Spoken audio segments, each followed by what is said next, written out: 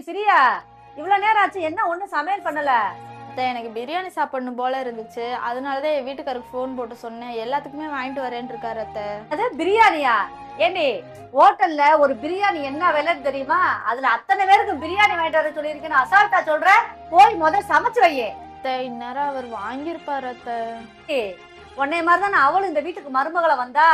அதுவும் இல்லாம அவ எவ்வளவு நகை, எவ்வளவு சீரு, எவ்வளவு வரதட்சணை கொண்டு வந்தான்னு தெரியுமா? அவெல்லாம் நாங்க போறதை தின்னுட்டு கம்முன்னு தான் வீட்டுல உட்காந்துருக்கா. ஆனா நான் எதுவுமே கொண்டு வராட்டியும் உனக்கு ஹோட்டல் கடையில கேக்குதாக்கு? எனக்கெல்லாம் தெரியாது.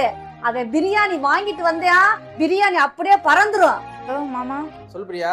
பிரியாணி வாங்கிட்டியா? இப்பதான் வாங்க போறேன். நீ வாங்க வேணாம், நான் வீட்லயே சமைச்சுக்கிறேன். ஏன் நீ தான் எல்லாத்துக்கும் பிரியாணி வாங்கிட்டு சொன்ன? இல்ல இன்னைக்கு வீட்லயே சமைச்சுக்கலாம். சரி, ஓகே. இதே மாதிரி நான் சொல்றத கேட்டு இந்த வீட்டுல இருந்தா இரு, இல்லைன்னா வீட்டை விட்டு கிளம்பி போய்கிட்டே இரு.